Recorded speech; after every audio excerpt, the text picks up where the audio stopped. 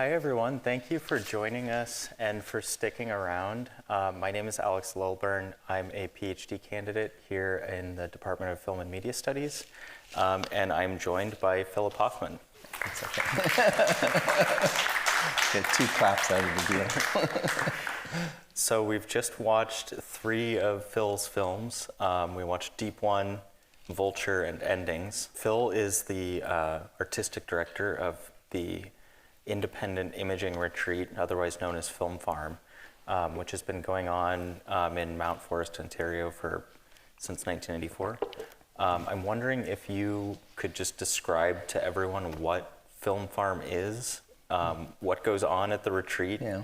and how that kind of feeds into what we saw in these films. Sure. As Alex mentioned, we asked people to come without an idea. And, this is sort of a lot different than sort of most workshops or the way even film is taught in school. You're supposed to have a script. But over my own film career, I always collected images over long periods of time and let what I collected tell me which way to go on a film. So I might have a subject, but no plans. In this way, I think the world is a companion in the making of the films because things happen, maybe by chance, maybe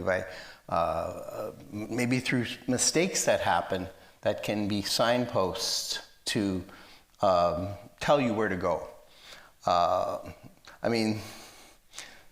This is sort of the background of the Film Farm and why I wanted to start it because I think, scripting, of course, is an important aspect of the film industry, but within personal filmmaking, I think we try to, make films with the people we love, with the places we love, about subjects that are really close to us, and try to find ways to make these films in a kind of unique way, I guess. So with the Film Farm, people are asked to come without an idea. They learn how to hand process film, and you saw a little bit of that in Vulture, but it means using the same process that you would use in photography, the same chemistry. At least when the Film Farm started, we used like usual darkroom chemistry, like developer and fixer, to process the film, but we process the film in buckets. And when you process a film in a bucket in the darkroom, it allows you to use all the techniques that one would use in photography, like, for those who know, solarization, where you actually can flash the film in the middle of the development, and you get this sort of beautiful halo around the subject. Or tinting and toning is another aspect, of working within the darkroom, where you can add different colors. We use black and white film, and we use tints and tones for our color. So it moves away from sort of representational reality. In a sense, it allows you to kind of use color as metaphor instead of as a realist depiction of a subject. So people come to and they learn these techniques, but I think the Film Farm really also started as a place where people could come together. Made sure it was a rural setting. And my partner and I did look for this place that would be in a rural setting so that we could start a workshop. I had been to a seminar in Canada. It's similar to the Flaherty seminar. It's called the Grierson Seminar. No longer exists. And I noticed how over a week of being at that seminar, sort of living, eating, watching films with people, there's a kind of intensity that that sort of grew and also reverberated through the year even. And so I thought, well, we'll start a workshop where people have to live, eat together, watch films together, make films together for over 7 days. So the community aspect has always been important. Maybe that's enough for now. I'll catch my breath and you can add to it. Or... Right. Yeah, there's a couple things I want to talk about in there. Maybe we should talk about the, I guess, feminist beginnings of Film Farm. Yeah. You and the number of people that have come through Film Farm. Yeah, so right. you've hosted over 300 people, and of those 300 people, only a certain amount of films will actually make it over the finish line, I guess. Yeah. So there are around 100 films that have been produced. Yeah, probably more, but they sort of, people either finish the film at the workshop or they finish it within the year, or some people, continue to work on the films for many years. The way we see it is we're sort of planting a seed. We're creating an atmosphere for people to find their idea. I always think that you can write a poem in a day, maybe, and maybe you can make a film in a week. It's in you. It doesn't matter where you are. You have a yearning to make something, to create something. So you don't have to plan it. It may just come as you're going through this workshop, and that's sort of what we hope. And in terms of the feminist beginnings, the first workshop was actually a workshop for cinematography for women. It was sort of before Film Farm. I did it through our college summer school, and it sort of was a testing ground. But my partner at the time, Marion McMahon, who very sadly passed away 2 years after the first Film Farm, was a feminist and helped me understand community and the need for women to learn filmmaking in a different way. The way I would teach, the technical might have been different than some of my colleagues where I was teaching at the time, and I think especially in the 80s, there was a kind of more of a male-dominated, well, there still is, of course, in the industry, but also in the teaching of film. In that, I was saying, for those who are making films,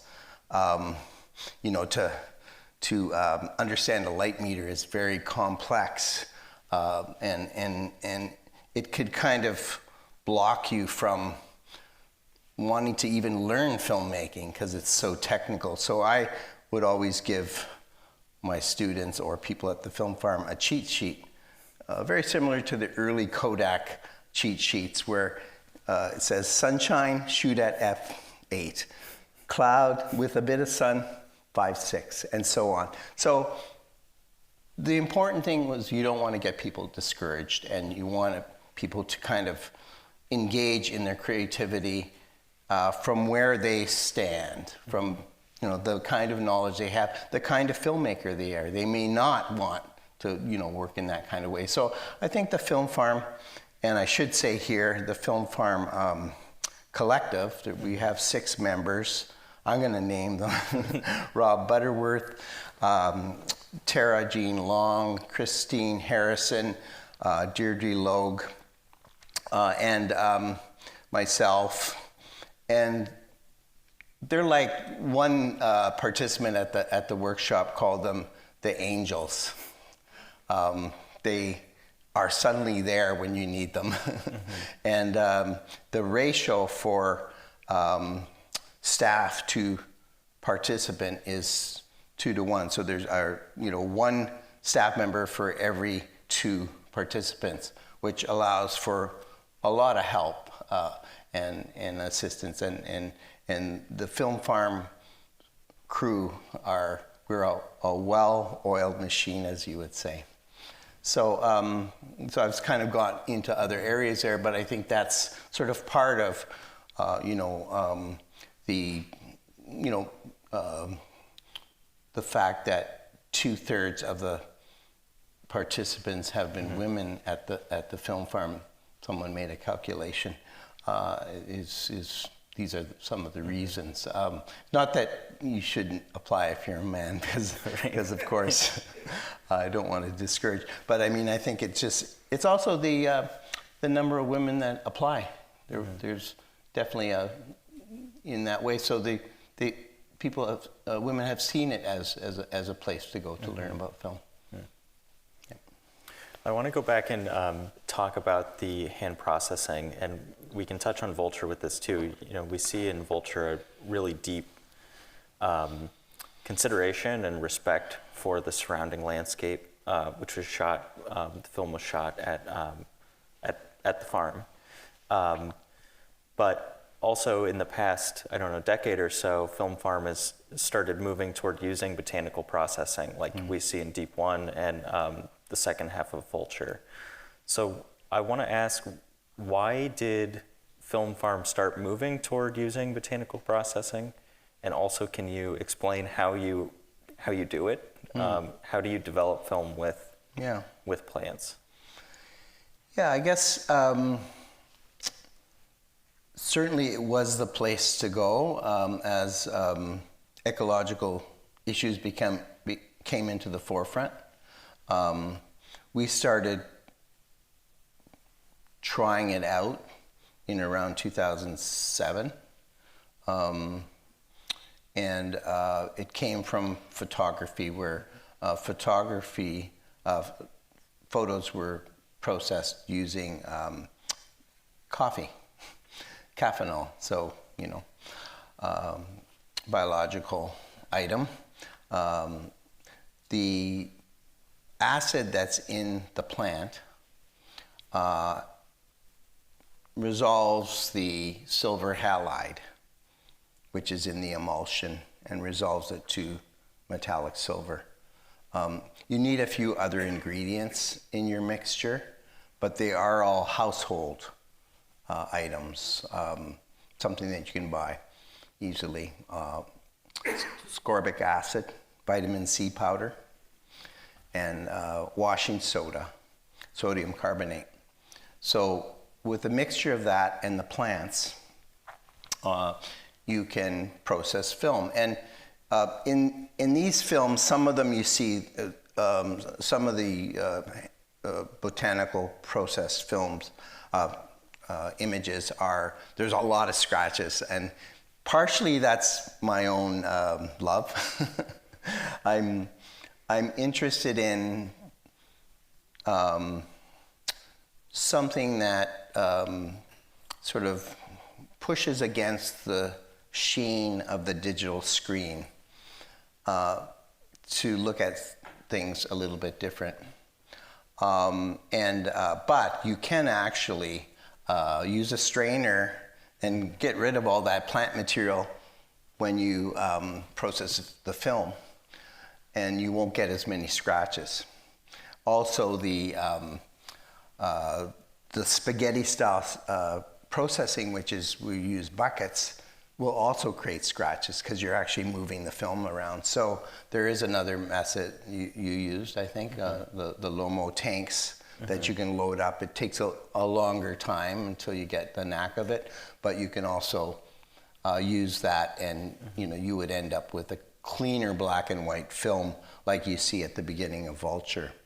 Vulture is, like, to me, a homage to film, in the sense that I use probably almost every process and every possibility, like processing at a film lab, to working with outdated color stock, where you get really interesting colors, like the tree, the big, we call the Film Farm tree, which has where you really see the grains, but they're all beautiful colors. Almost looks like a pointillist painting. To color reversal film, which is one of the most beautiful films given to the lab. I want it to look like it can look. But as we move into the film, you see the walnut boughs, walnuts hanging from the tree, and that's the cue where the hand processing starts. That was processed with walnut, and it was a reversal film for those who know film, and so it just colored the film, the walnut color, with a few surprises. So as the film goes on, there's different techniques used. I have always relied on chance to kind of tell me where to go. It's fun. I like the process more than the product, the finished thing, because that's sort of where I get my kicks, I guess. It's the epiphanies that happen when, for instance, in Vulture, where you see the image cracking and the horse, the colt, is born out of the crack. That was like a film that was basically discarded. I looked at it and saw, oh, there's no image. What did I do wrong? And I left it in the bath because I was lazy of washing soda and all those ingredients. It was sort of like a diluted bath because it had the washing soda, vitamin C powder, and the plants in it.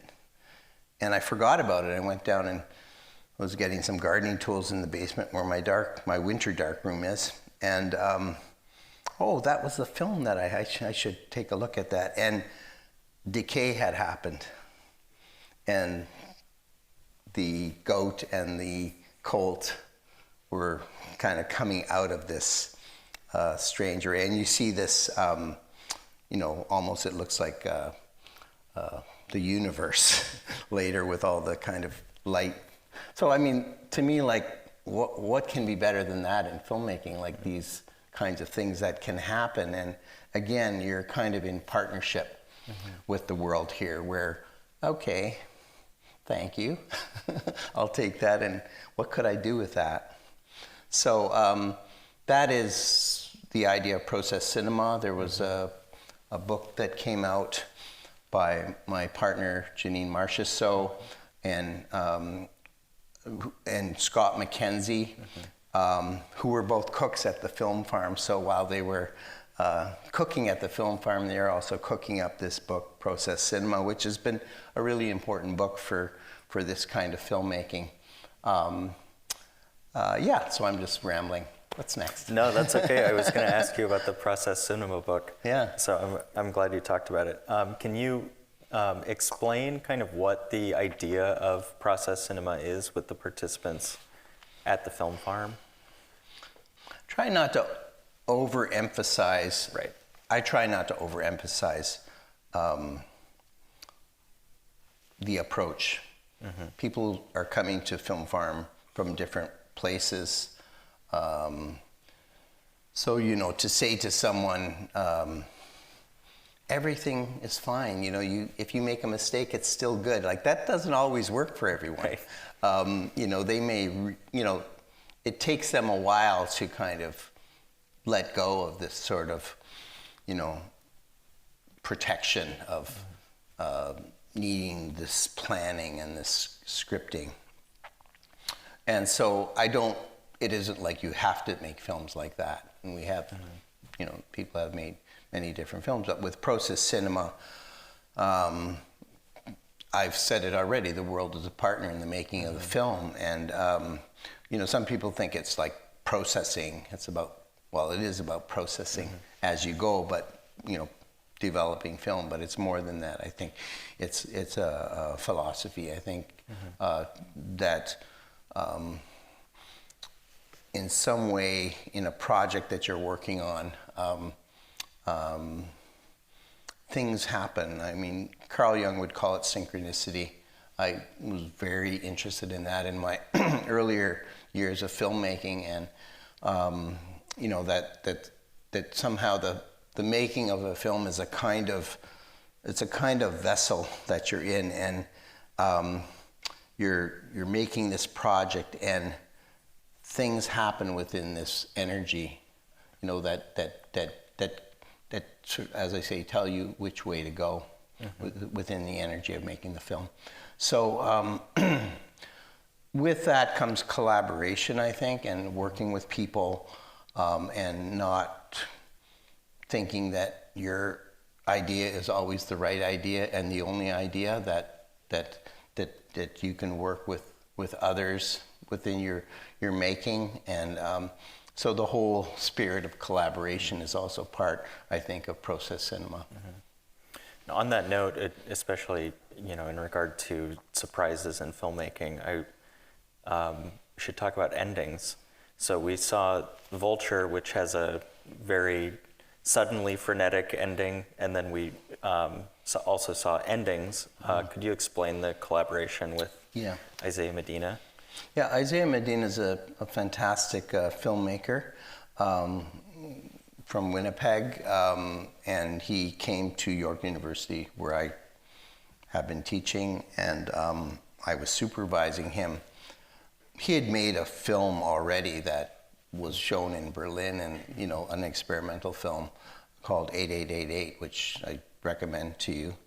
But what Isaiah had with this style of editing, which is everything all at once, which I think if you've seen Endings, you know what I mean. That time isn't linear, essentially.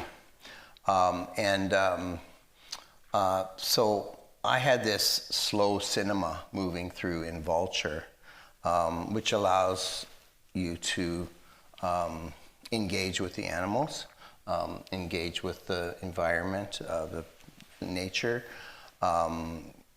We drive by these fields and we see an animal for a second, but I'm sort of positioning you to really look at this frame, and it's so wonderful here on the big frame because you can see all the different elements like a symphony. I got to this point with Vulture, and I really wanted a different kind of ending, one that shows you that, you could use the same material and make something different.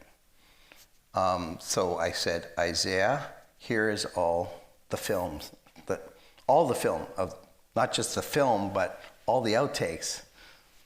Make a film for me for the ending, 3 minutes or so, So Isaiah made 4 films. He's so prolific. And we worked together to finish the film that would be at the end of Vulture. And then after that, we worked together in a collaborative film we co-directed, which is the 4 Endings films cut together and as a film in itself. And I want to ask about the title, Vulture, and what the child says. First of all, who is the child that talks about the vulture? That's Ben Wigley. We had a residency at the film farm from a group of people, and they had children. And it was amazing because I had, in all of my earlier films, I always had children as sort of the wise,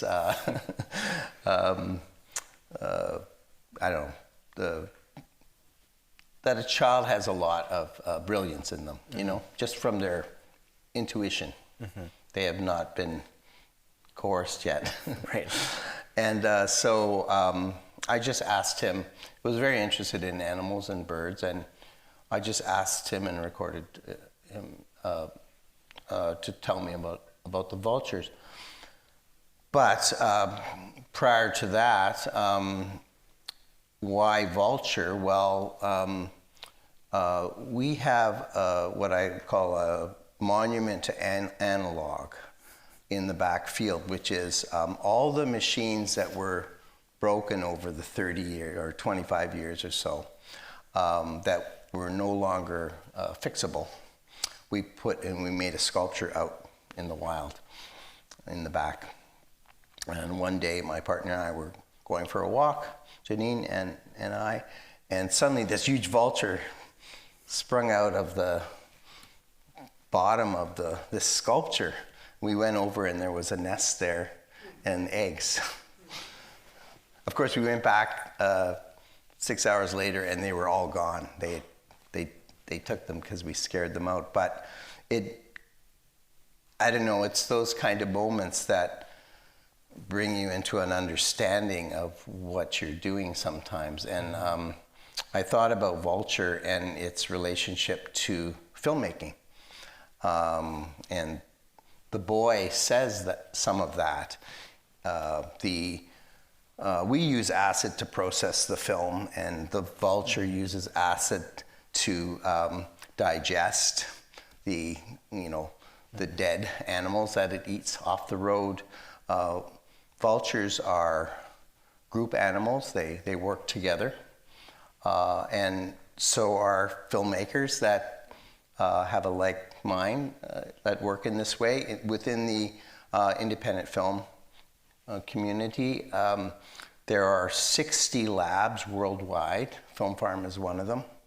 And we meet every year. I think Hannah was here earlier, and she was at that analog meeting in Toronto, but they have these meetings every 3-4 years in different places around the world. So we talk to each other. We talk to each other about equipment. We talk to each other about aesthetics.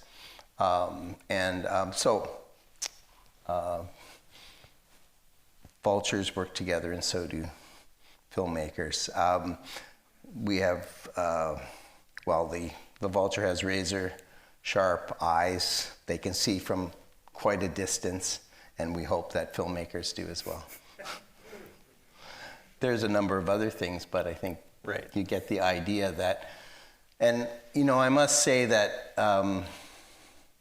this didn't happen, right off the bat. I sort of finished Vulture and I had been thinking about this, and like the making of a film and the collecting of images and how that sort of tells me where to go, the same thing happened with this, understanding what Vulture was. Sometimes things happen, there's something else. There's some other kind of power that's guiding you, and those are things that you can't really talk about, but you can you get a hunch. Can we maybe talk about the different places that we see in Vulture? So we see the barn. It's not the Film Farm barn, but the barn where all of the animals are congregating. Later, we see some harvesters, some tractors, and we also see a Mennonite family working a very small plot of land. Can you just describe the world of this film? Yeah, I mean, it's there's sunflowers against the chicken coop as well. That's the back of our place. There's the field, which is as I said, we rent the land to our neighbor, and they give us meat, and we do trades. They shovel our snow, and they use our land. So that's the farm next door, which is a family farm essentially. And then across the road is where the Mennonites had a plot of land that I think a farmer let them use that land to make a garden. I really love that scene, and I can feel the warm earth as that little child is crawling in it, and every time I see that, it takes me right into the earth. So, yeah, and that's sort of surrounding the house, which is a stone house, 19th century house that was kind of given to me in a certain way. It wasn't from heredity. It wasn't. It was finding that place again through chance.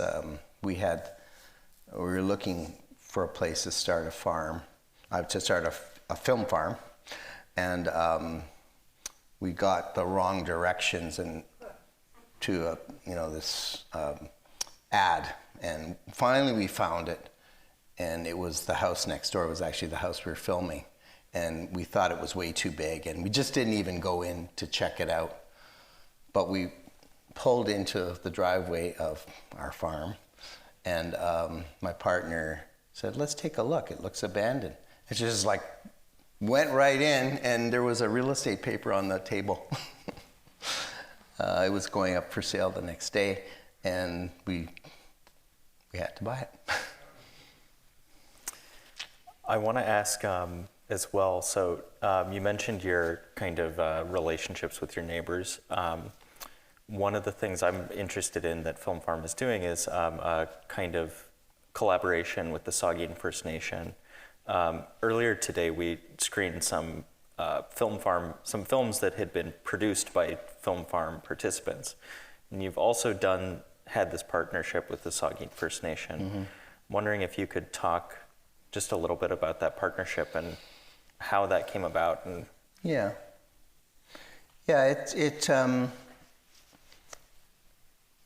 it happened through some people that were involved with a festival that we put on every year. Adrian Kagi, and who is like a Saugeen First Nation. She's a teacher in Saugeen, which is about a 45-minute drive from the farm, and she sort of set things up so that we could do a workshop. And Debbie Ebanks Schlum as well helped with that. They were both working at the film festival. But anyway, maybe what's more important is how that started. They had painters, beaters, dancers that for the first time would work with film. The idea was it would be a collaboration, that they would teach us about herbs and plants, and we would teach them how to process film with plants. And the relationship has gone on for about 6 or 7 years now. There's been, kind of a whole number of films. I think the films are different than the Film Farm films. They're using sort of the same materials, mm-hmm. But there's much more emphasis on storytelling, on music, mm-hmm. on dance, so they're weaving obviously their culture into these films.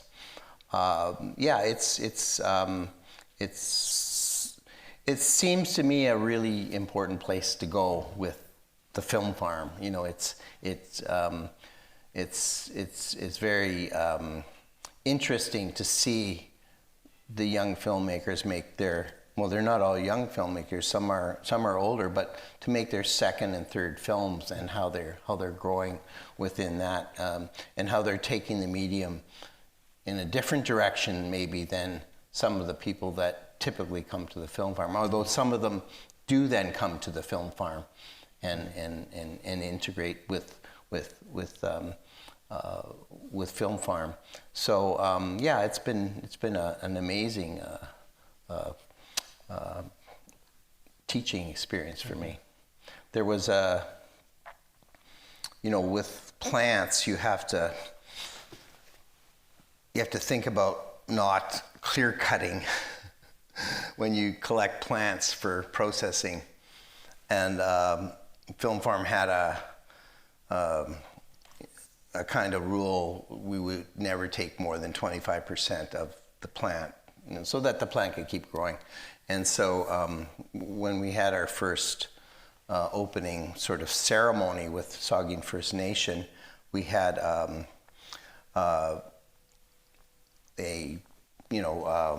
teacher telling us about plants and giving us information about that, and I said to her, kind of proudly, Film Farm, at Film Farm, we don't use more than 25% of the plant. And she said, well, next week I'm going to teach you how to ask the plant how much you can take. And she did, and it was a beautiful collective exercise where our own bodies told us which way to go. I can't say that I would have the confidence to use that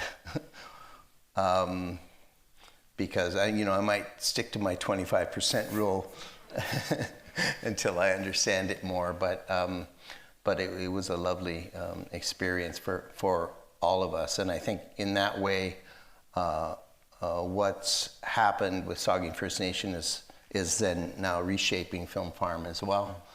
So it is a definite exchange and collaboration. I'm going to ask my last question before we turn it over for the audience Q&A. Mm-hmm. And forgive me because this is, I think, a big question. So we were talking earlier about, your work is kind of between documentary and experimental. And earlier in your career, you were doing a lot of more explicitly autobiographical work. So I'm wondering how your deep involvement with Film Farm for the past 30 years has changed the trajectory of your work. Yeah.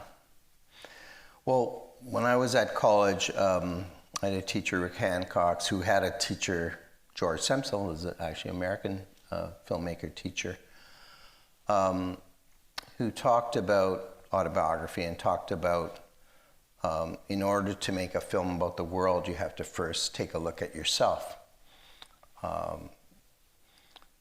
Your view is subjective, essentially. You, as a young filmmaker, you tackle something about your own family or about your past, your heritage, your relationships. And then you really kind of start to understand who you are in this art, because you need to know that so that you're conscious of your own biases, subjectivities. I took that to heart, and I made my first films were autobiographical films, and they got more complex from the late 70s to into the 80s and 90s, and things changed a little bit, I think. I think as the Film Farm developed in the 90s, I think my own work became maybe more artisanal in a certain sense, pushing a little bit away from documentary, though it was definitely an experimental documentary and interested in memory and time and all those kinds of big questions. So I like to think in my own work, Film Farm has made my my works. There's something more simpler about some of my newer works, like in the sense of the sparseness of them.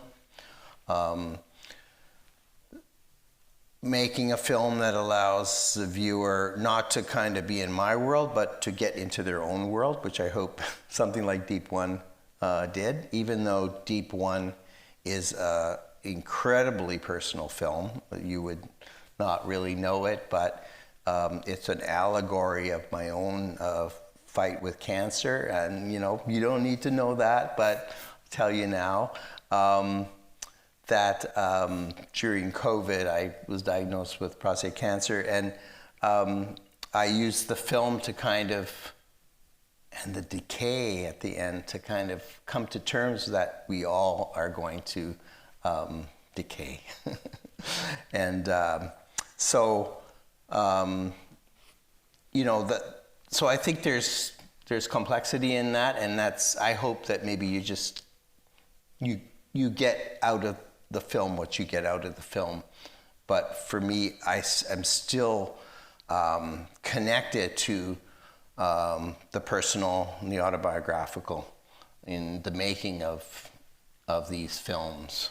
And I hope that it somehow resonates for people, that somehow, if I'm true to that, and true to my own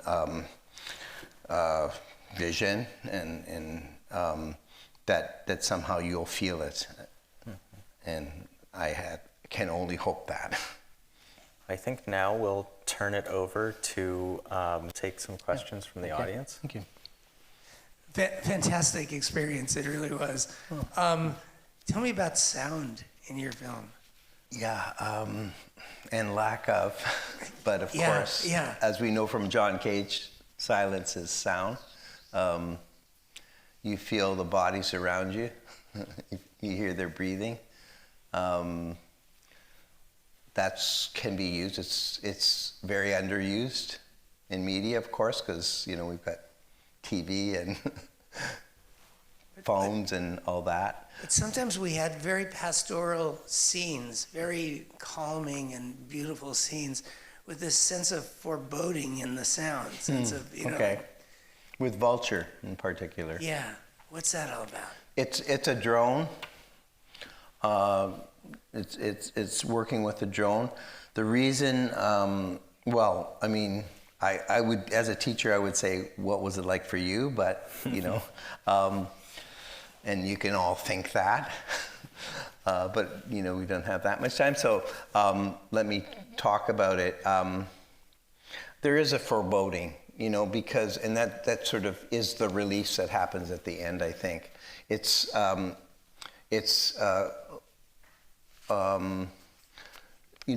are farm animals, but this is also a colonial farm. It's fenced.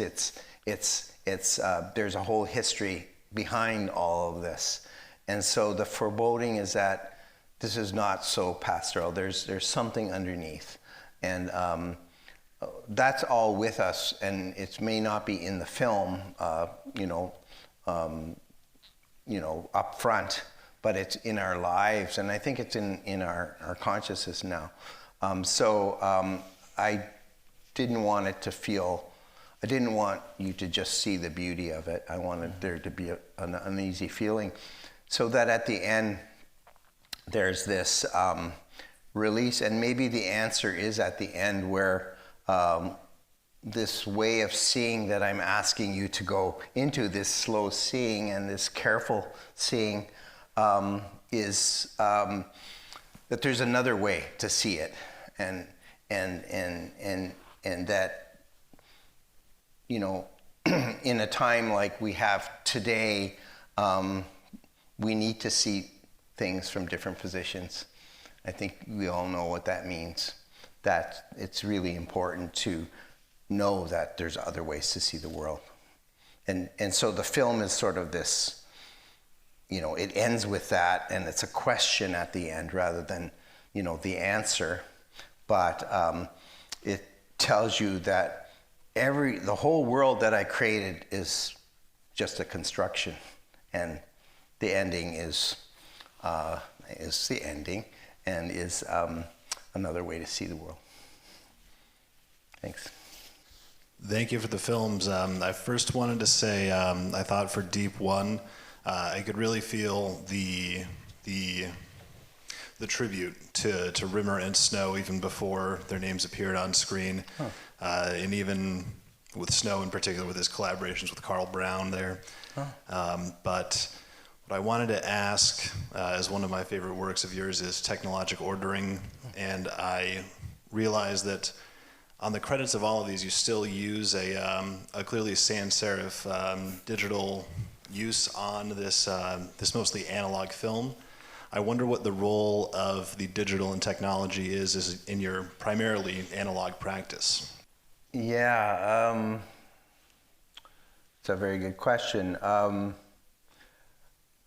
Certainly, it's the way I've learned to work with images, to find images, to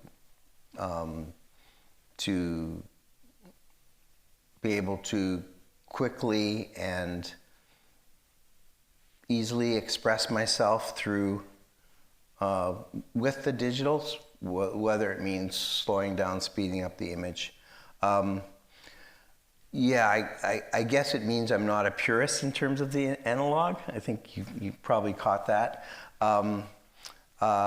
You know, at the time the film farm was starting, I thought that I really did think that analog would be gone like everyone else did, that there wouldn't be this renaissance that's happening now. And I embraced the digital as a way, as a tool, as a way to see the world and to understand my work. I think I stopped making film. I didn't stop, but to finish on film because the process became so cumbersome because there was no industry to allow us to do things cheaply, to do things competently. There's difficulty when you know, you're not always getting the results that you want as you go into the lab. So that's why I started to move my practice into processing my own film. I even did a Super 8 film of my 1-year-old granddaughter's birthday last month, and I processed it, you know, in a bucket, and they loved it. Her parents loved it. Yeah, so I think these tools are available. So I'm not, you know, there's a lot of people within the labs world, and you know that are maybe embracing analog for the first time, and so there's a kind of interest in holding on to that of which we had. And I just think it's a different time, and so I can work with that. I'm not always happy with what I get with the digital. I'm not, I see things in this that, you know, irk me a little bit at times, but, you know, try of pushing along and trying to, you know, I think embracing the digital through the analog does not only help out the analog, but it helps out the digital. It's where I think what we've learned from analog should be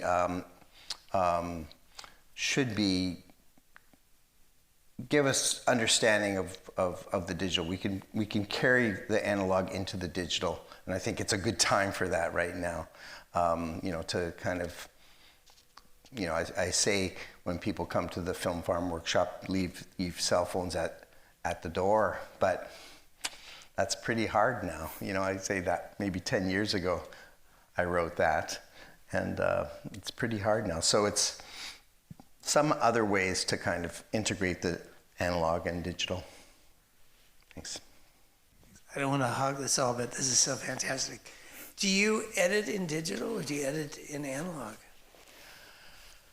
Yeah, a mix. It's a mix.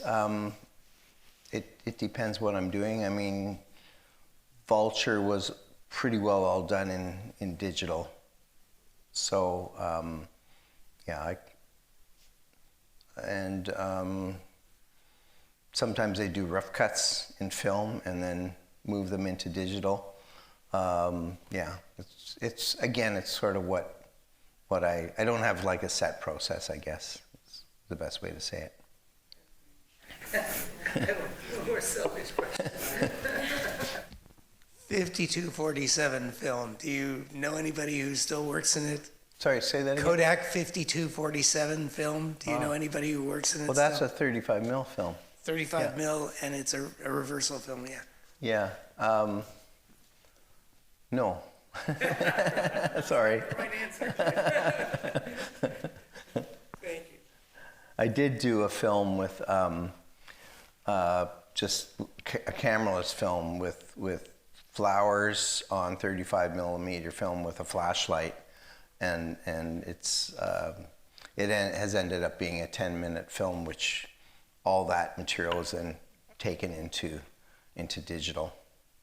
And so in that film, there's a lot of kind of manipulation through the digital, which I get help from from a digital whiz kid. But I haven't really used 35. I'm 16 Super 8 in terms of my own work. Just what's possible, what's easy, what's I can process it in my barn. Well, thank you everyone for coming, and thank you, Phil, for joining us at the Carsey-Wolf Center. Thank you so much. And I really like to thank Alex for putting this all together, and please applause. Please.